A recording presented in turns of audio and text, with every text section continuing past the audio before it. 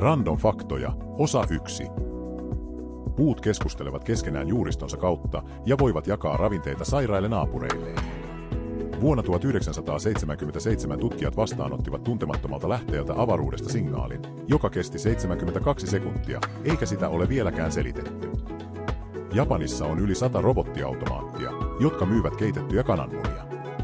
Meduusat ovat biologisesti kuolemattomia, jotkut lajit voivat uusiutua loputtomasti.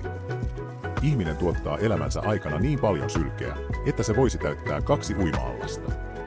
Muinaisessa Egyptissä kissan tappamisesta sai kuoleman rangaistuksen, koska ne olivat niin arvostettuja. Joissakin maailman osissa sataa verenväristä vettä, joka johtuu punaisista levistä. Sudenkorennot ovat yksi maailman tehokkaimmista saalistajista, sillä ne pyydystävät 95% kohteistaan. Lisää random faktoja taas seuraavalla videolla.